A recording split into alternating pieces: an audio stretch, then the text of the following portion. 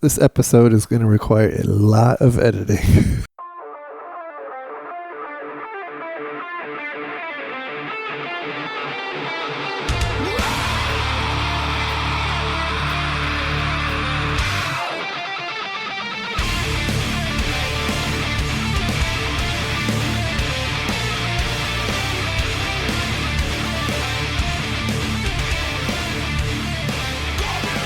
Here we go. Today is Monday, June 19th, 2017, and this is episode 194 of the Defensive Security Podcast. My name is Jerry Bell, and joining me tonight, as always, is Mr. Andrew Callett. Hello, Jerry. Welcome to Monday. I know, almost Tuesday, which is one more day closer to the weekend, which I probably will also work. So, you know, I thought we outlawed slavery. I could have sworn. Or are you more of an indentured servant at this point? I don't know. Did you survive Father's Day? Which is, I think it's more of a U.S. only thing, but it is. Yep. I got an awesome llama shirt from my oldest son. So nice. Yeah. Good. And the rest of my family is out of town. So. That's their gift to you. Yeah, exactly. They leave town. Exactly. So just a reminder that the thoughts and opinions we express on the show are ours and do not represent those of our employer. So, having said that, I have to say it was not a spectacularly, and I'm not saying this tongue in cheek this time, it wasn't a spectacularly newsworthy week.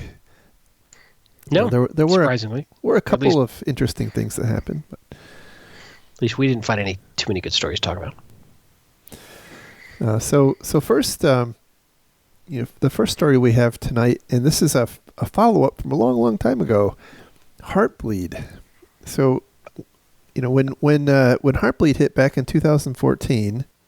So that's 3 years ago, which is, what is that, like 21 years in internet years? Something like that, yeah. Yeah, I think so. We bemoaned the fact that it was such a high profile event, but really no one seemed to be attacked by it. But here's the story, right? 3 years later, the title here, this comes from the Hot for Security blog, and the title here is "Heartbleed Still Hurting Hard. UK Council fined £100,000. That's really heavy. After data breach. Apparently about 30,000 emails were exposed in this breach. And so I guess what happened, in kind of reading between the lines, they don't actually come out and say it. Some attacker was using Heartbleed to get passwords off of their firewall, or either their firewall or their email server. Not entirely clear, but anyway. Well, they mentioned the Software firewall as what was unpatched. Yeah, but that doesn't necessarily explain how they got the emails. So that's true. But nonetheless, they started at the Software box. Yes. Right, which I don't want to speak out of turn, but I think can operate as an MX as well. Depending on the model.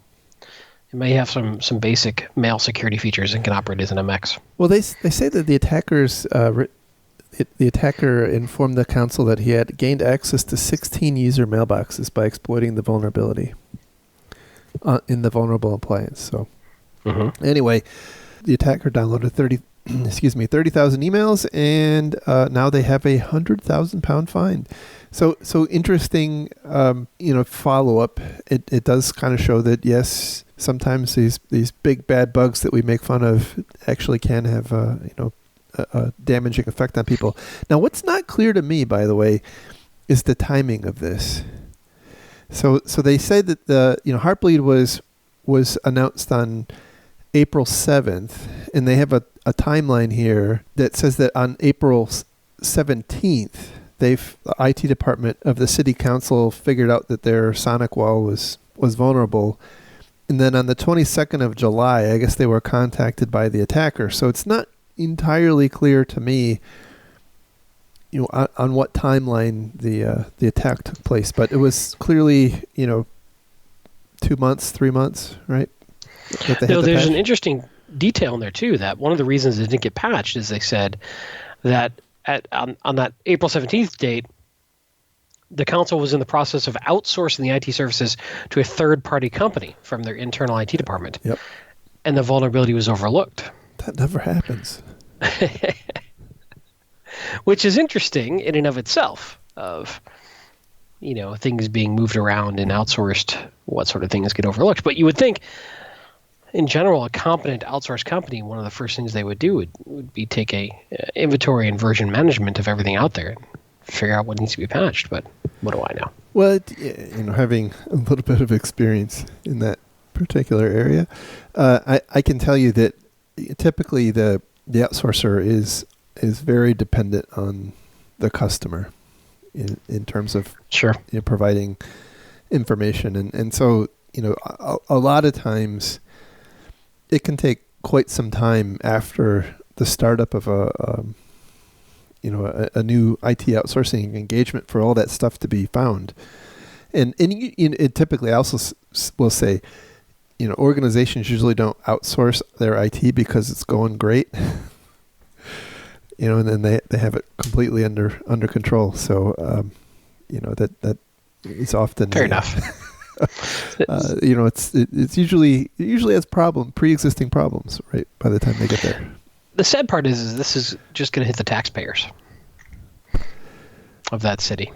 Yeah, that part is what really amazes me about the fines they levy against organizations like the National Health Insurance and these city councils, because what do they do with the proceeds of the fine? I guess the theory is, who knows? In this case, it might go into a general fund, or I have no idea. But see, if they were Americans, what they would do is they would turn it into a block grant, which they would then turn around and give to the city councils, but there would be strings attached. See, guys, get on that. Parliament, there you go. There you go. We're launching a new podcast about advising British municipalities in their governance. Or something. I have no idea what I'm talking about. We'll call it American Blokes on British Politics. Yes. So moving on to our next story, which comes from ThreatPost. The first episode will be about our view of the Royals. The title is Ransomware Attacks Hobbles Prestigious University College in London. The second episode will be why we're so confused by the Royals. That one would be good to listen to, by the way. I'd listen to that. So, sorry, back on your story. Yeah, so we're staying in London, right? Or we're staying in England. One of the reasons I wanted to bring this one up is to fill time. Well, not only that, right? But because there was nothing else to talk about, but to make more fun of the UK. No, I'm actually I want to make fun of the media for a second, right? Because when this happened, and this article doesn't make this mistake, right? But when this story broke, which the story here is that some number of systems on this university's network were locked up for ransom. The way it was being portrayed on social media was that they were under attack, right? And there were cyber bombs being dropped on them. Yes, there's people like sniping. There were cyber commandos storming their building, right? Installing ransomware on their systems. And what really happened, probably, they actually don't know. They say in this email or in this article, they don't really know, but they suspect it was probably some kind of an email-based attack. But it was certainly a, quote, 0-day attack, which means... To correct it, they thought it was email initially. Now they're saying it was likely some sort of web-based infection. Okay. Like a drive-by download or a pop-up or an ad or something like that, but they don't know where or how yet. Yeah. But yes, sorry, back to the 0-day. Yeah, but it was a 0-day, right? Mm-hmm. Because, I guess antivirus didn't pick it up. Right. Which Sure. I mean, Yeah. Yep. So, so by that measure, does that mean we have to actually have a floating scale of 0-day based from when first detected and no AV can pick it up till the last AV vendor gets it? that's a great question, by the way. At what point do you start? And actually, the purists, and I kind of subscribe to this line of thinking, would say that malware isn't 0-day or not 0-day. 0 days are vulnerabilities, right? That malware is just malware. True. So, especially with how incredibly easy it is to morph malware all the time. And how do you define an individual set of malware? right. A particular hash, well, that can be rotated every time it spreads. Right. So, I would say there's really nothing particularly amazing and or revolutionary in this, this story here, other than to say this, ransomware is, as we predicted, just the bane of IT. Get Although I have heard some people starting to make noises that we've reached peak ransomware. I don't know about that, and here's I don't why. either. Here's why, because we're going to dovetail into this next story, which is going to make you lose faith in humanity. You're assuming that I had faith in humanity. Well, I know you don't. I'm talking to the listeners. Well, you can see how I'd be confused. Yeah. You're looking at me. You're talking to me. Could you maybe hold up a sign? We did have like puppets.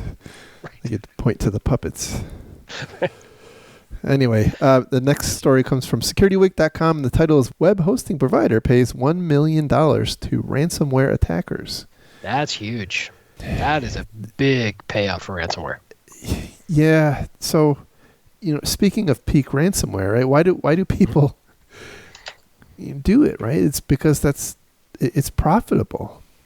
And the story here basically is this web hosting company in South Korea called Nyana, as far as I can tell, that's how you pronounce it, had a couple of their Linux-based web servers locked up, right? And the initial ransom demand was 550 bitcoins, or $1.6 million at the time. That although apparently the company negotiated down to a low price of 397.6 bitcoins. Now, what's crazy is Bitcoin has been on a tear lately. Yeah. So I wonder how much it fluctuated during these negotiations. Well, it probably had a non-trivial effect, I'm thinking. I mean, it has tripled since April. Yeah.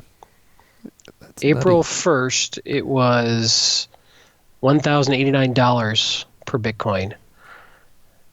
On June 11th, it peaked at $3,018 a Bitcoin. Whew. Right now, it's sitting at 2,576. It is crazy how it's accelerated. And I do wonder if this is because of companies starting to hoard Bitcoin to deal with ransomware. It's kind of almost like an insurance supply market and now. Demand now, yeah. Yeah. It's becoming a rare commodity, I guess. And so what's also interesting about this is,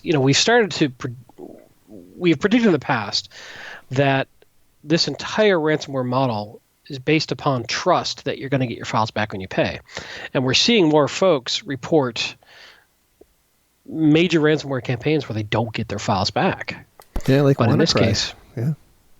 Well, I heard multiple different versions of that. I heard that the folks who did WannaCry, whoever that may be, and some are speculating North Korea, but I am skeptical of that, didn't have the infrastructure in place to handle the influx of requests, that everything was done by hand. Yeah, well, I know we're diverting a little bit, but I had also heard that they didn't create separate Bitcoin wallets, right? So they really had no way to tell who paid and who didn't. Oops. And so that was kind of a fundamental flaw in the model. And actually, there was a story earlier this week that basically said that the hypothesis is that WannaCry was kind of under development, and somebody, somehow it leaked out. It certainly feels that way. It was very sloppy. For as effective as its spread was, the rest of the execution on it was really sloppy. Yeah. So anyway, but you're right that I don't really know.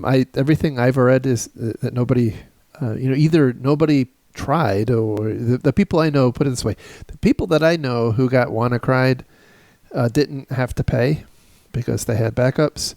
We know that some people did pay. There were, I think, $140,000 in Bitcoin that's still sitting out there. So, I'm not exactly sure how many customers that equates to. But so, in completely unrelated news, how is the new Bentley doing? It's doing great. Yeah. Yeah, it's purring like a kitten. But back to this story. Interesting that they agreed to pay in 3 phases. Yeah. And also get progressively unransomwared over 3 phases. And the attackers are holding up their end of the bargain. Yeah. So there were, I guess there were this web hosting company had 3,400 business websites. And I guess no backups. That's what kills me, by the way. What kind of backup system can you buy for $1 million? Well, here's the thing I always worry about with backups. Depending on how it's set up, if you're not doing versioning, you could end up backing up the encrypted version of the file over the unencrypted version of the file, and then it does you no good. No, depending on how absolutely. aggressively you back up, when you do snapshots, all this sort of stuff. This is the challenge with backups that are meant to be helpful and capture changes. How aggressively you back it up may back up the encrypted file. No, you're absolutely right. And actually, that there are some details in this story which kind of lead you to believe this company may not be on top of things. Yeah. So they go on. They go on to say, well, let me back up for a second. One might think, a company that's willing to pay $1 million in Bitcoins to get their files back, is probably a relatively sophisticated attack. But you would be wrong. Would I now? Because this particular server was running versions of Linux, Apache, and PHP from 2006. Nice. And included all of the requisite vulnerabilities in all of those packages. So Linux kernel 2.6.24.2, Apache 1.3.36. I hadn't seen Apache 1 in a long time. You know what? Their uptime was phenomenal, though. Actually, I suspect that may have been the point. But you know what? So here's what really baffles me about this is how did such a dirt old system just now fall victim to this? That's an interesting question. That part I don't understand. That if the details here are true, which no reason to think that they wouldn't be, how could this be the first time this environment was compromised? Well, we don't know the exploit vector, do we? I don't think that. No. The Apache was run as a user, and a local exploit may have also been used in the attack. This could very well started again as a phishing attack that came in, through the side. It may not be that these could have been exposed to the internet and still been protected from most exploits through how they were set up, configured. They could have a WAF. They could have a WAF. They could have a WAF, right? So if they looked at it of a very strong perimeter, which gave them a false sense of security in this case, and which I see a lot, by the way. That particular design is very prevalent. It's the way we did things for many years, and it's sort of built into our DNA of security folks. So it would be immensely ironic and a little perversely funny if they're running these dirt old versions of Linux, Apache, and PHP, and they got owned by a phishing email. Yes. But I mean, that's the only thing I can think of that goes to your question is if these were that old, why didn't they get popped from the internet before now? Maybe somehow their perimeter was just strong enough. Yeah, it kind of makes me wonder if that is in fact what's going on. But apparently, so the whoever wrote this article did a little bit of poking on the server to figure out, the versions here. So it at the very least, the servers were still on that old version. Mm-hmm. And B, the WAF wasn't preventing. For an extra $100,000, the attackers would be happy to patch you. Oh my goodness. I just think about, $1 million, what you could do with the kinds of improvements you could make to your environment for $1 million. In this company, it'll be interesting to see how many of the business customers stay with them, because I'm assuming they've had some serious downtime at this point. I would think. Yeah. No, it's no good. The other thing I wanted to point out is that this particular version of ransomware went after Linux systems, which we've not reported on a ton on this show. It's Correct. mainly been Windows boxes. So this was kind of interesting that they went after Linux. So what I found most fascinating, and you're exactly on the point that I wanted to get to here. Oh, sorry. No, it's good, good front man there. The thing that fascinates me about this is, whether this is a harbinger or maybe, the thing that starts to draw attention to an untapped market, right? I mean, there's a lot of Linux servers out there. There's a lot of badly configured Linux servers out there, and I mean a lot. That's true. And so this seems like a whole new place to mine for gold or Bitcoin, as it were, for the bad guys. Man, just patch your stuff. Goodness. Sometimes I think we're on the wrong side of this fight if we're in it for the money.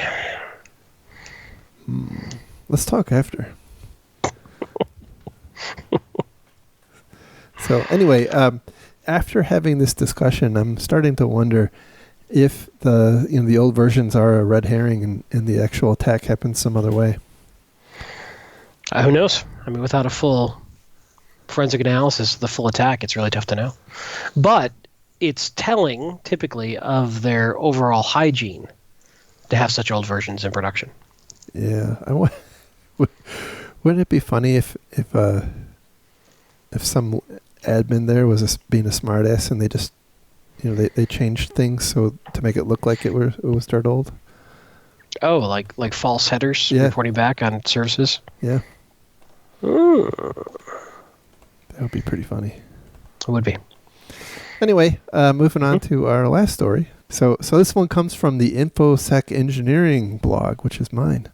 So Jerry has a blog at infosec.engineering. That's right. I'm not saying it's good, but it's there. That's right. So anyway, in the wake of the most recent Microsoft patch that came out last week, so a week ago tomorrow, I have spoken with a number of different organizations, and I found an oddity in how they are prioritizing, and I guess I've seen this and actually even participated in this to some extent, but it really didn't hit me until I started to think about things through the context of WannaCry and Eternal Blue and MS-1710. So things that are worms, basically. Wormable, right? Mm-hmm. And so the way that most organizations, or maybe not, because I'm going to get emails saying, well, that's not how we do it, right? But whatever. I'm not saying everybody does it, okay?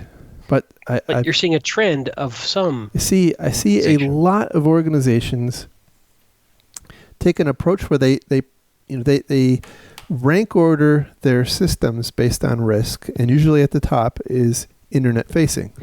Yep. Right, and then they rank order patches that come out, and obviously at the top are the highs or criticals or whatever they call it, and so they because none of us have infinite numbers of resources, we put time frames on on each severity of vulnerability to tier of system, and so we might want to patch our internet facing systems within a day if it's a high priority, or 3 days, or a week, or whatever, right? Mm-hmm. And then it goes down from there. If it's if it's an internal system or a test system, we'll allow more time.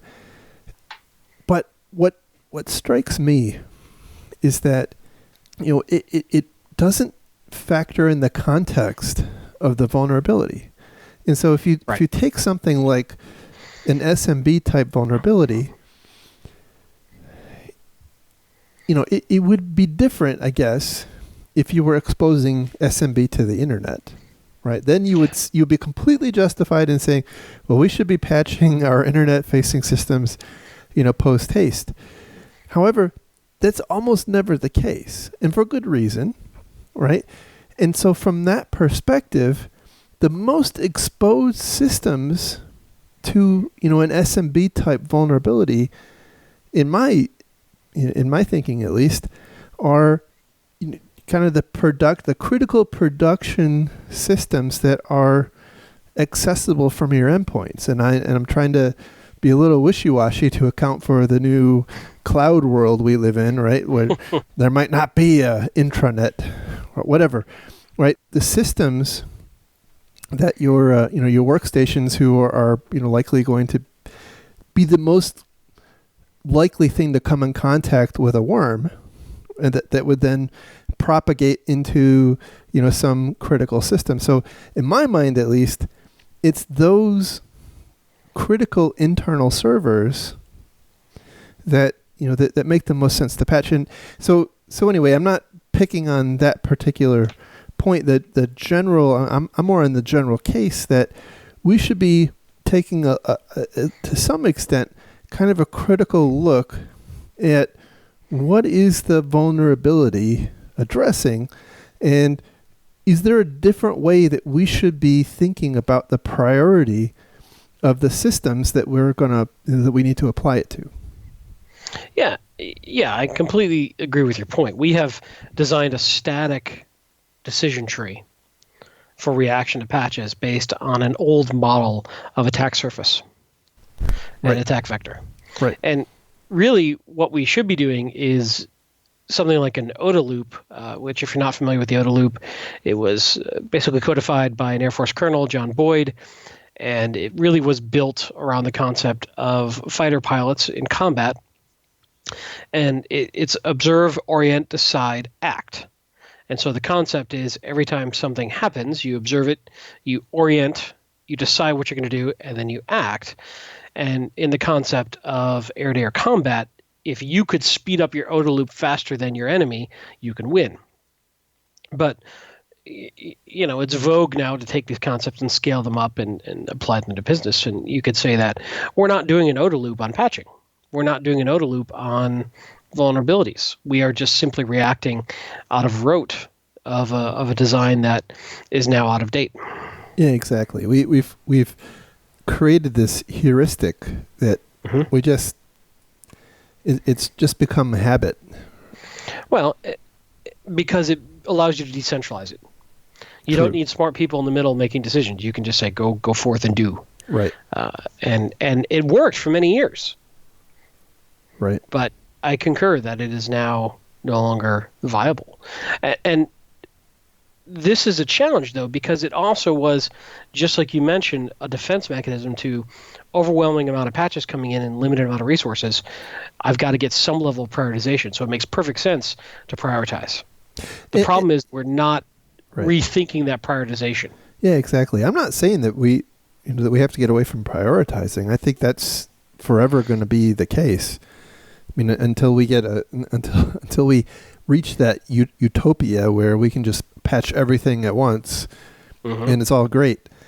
And maybe there are some organizations who have reached that pinnacle of maturity, but I've not seen it. So we're in this position of having to make decisions, and I just think we need to do a better job.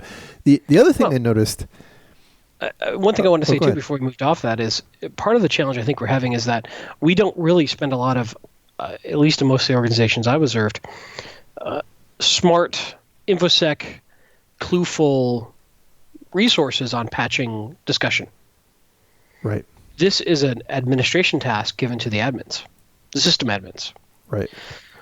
So they may not be trained or experienced or knowledgeable about the concept of attack vectors and wormability and all this sort of stuff to even understand that they should be making a different prioritization. So it's kind of unfair to them because we're asking them not really, but we're sort of implicitly saying, well, why don't they know to understand this? Because it's a very arcane knowledge set that they don't have. Right. And shouldn't be expected to have.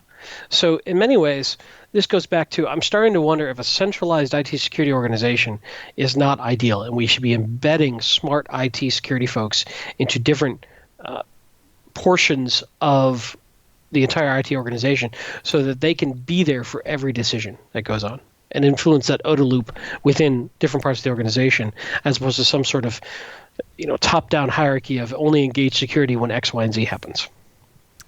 Yeah, I certainly think that given the direction that IT generally is going, that is the only thing that makes sense. I mean, in many organizations, IT is becoming a very decentralized function that's embedded. They're either embedded in business units, or they're functionally aligned to business units in small teams, to support some specific thing, or to develop some specific thing.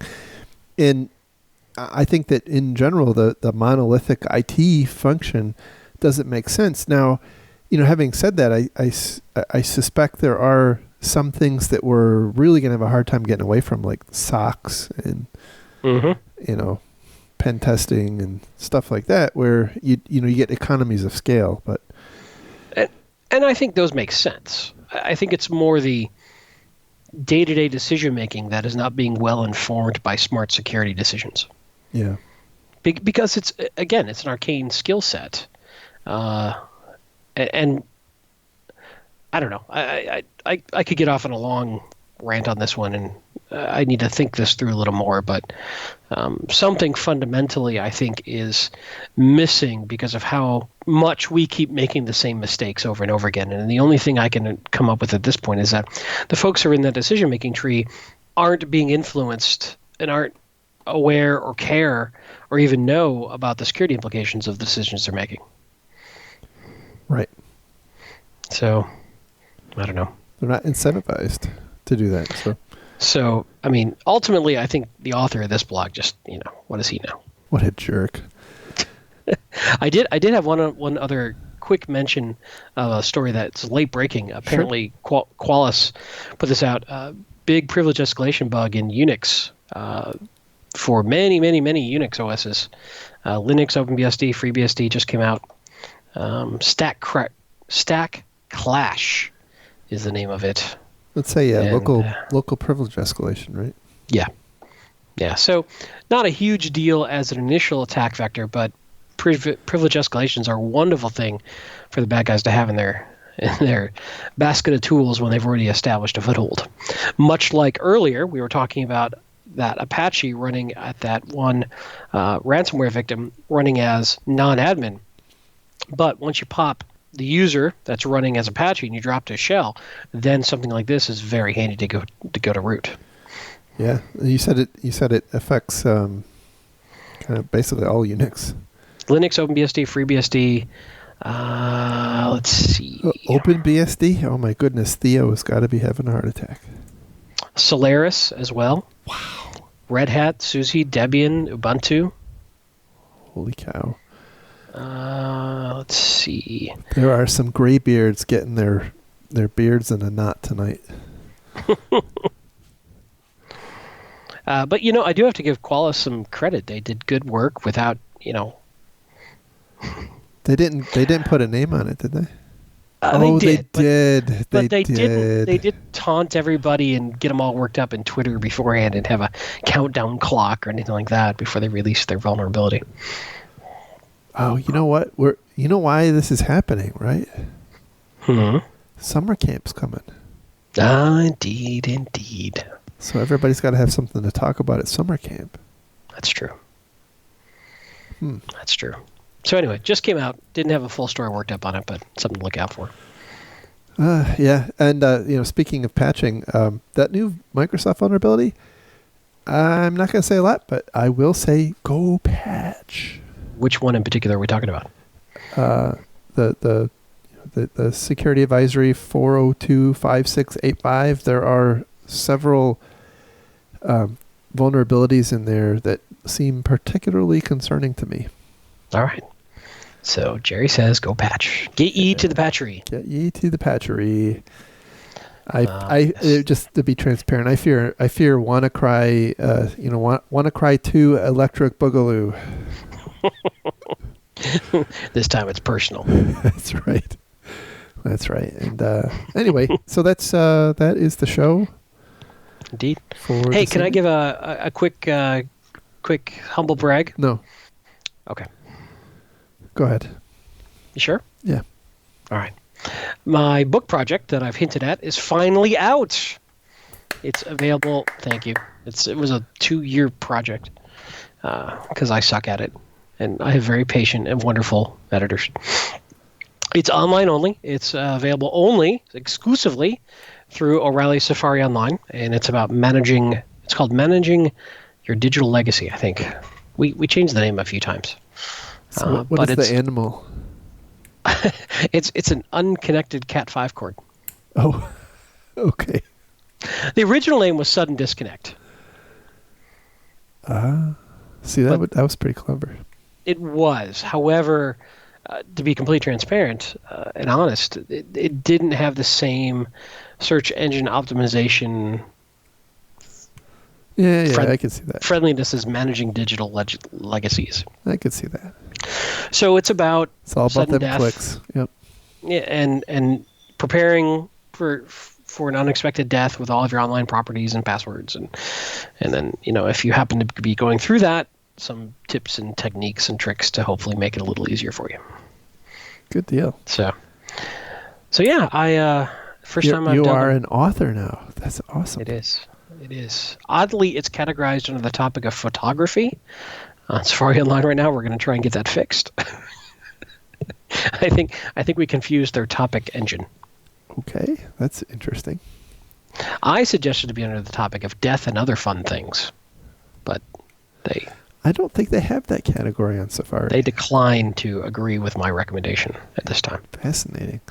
By the way, I have been a customer of Safari for a while. It is quite expensive, but I find it to be very valuable. So from an IT resource perspective, like I can't think of a better way to spend, I don't know, was it $350? It's really good. Hey, free 30-day trial too if you just want to read my book. Well, there you go. There you go.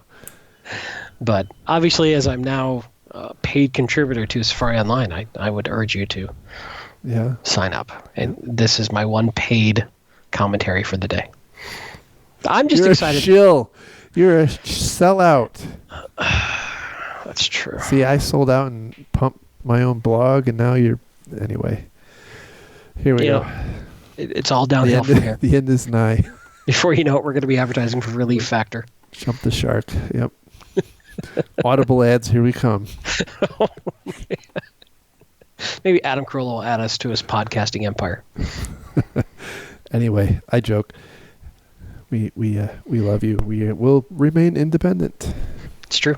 And on that particular note, thank you very much to our Patreon donors. You allow us to remain independent. That's and right. If you're so inclined, you may add to our illustrious list of amazing people by donating to our Patreon campaign. That is right. And also a reminder that we will be at DerbyCon in September and at the O'Reilly Security Conference on Halloween. And one more. Oh, that's right. Late breaking news. We're going breaking news. Yeah, need that breaking news sound, right? We're going to be at Tactical Edge in, I think it's March of next year, in Bogota, Colombia. I know. It's kind of scary. We're going to Colombia, man. I know. It's supposed to be really nice. I'm sure it'll be fine. I just grew up, Mr. I'm Rojas. a child of the 80s. Yeah, yes. Well, that's true. Mr. Rojas assures me that it's wonderful. So, anyhow. So if you're interested in going to Colombia, check it out. Should be fun. There's going to be a bunch of us. I think Mr. Martin is going. Yes, of Southern Fried Security Podcast fame. Yeah, he should be there. So it should be a good time. Indeed. That's all I got. Anything else exciting you want to mention? Nope. I'm good. As the show just kind of peters out. Yep. Anyway, you can find links to the stories we talked about tonight on our website at www.defensivesecurity.org. You can follow the show on Twitter at DefensiveSec. You can follow Mr. Kellett on Twitter at Lurg. You can follow me on Twitter at MaliciousLink. And with that, we will talk again next week. By the way, 3 weeks in a row, baby. It's almost a trend. I know.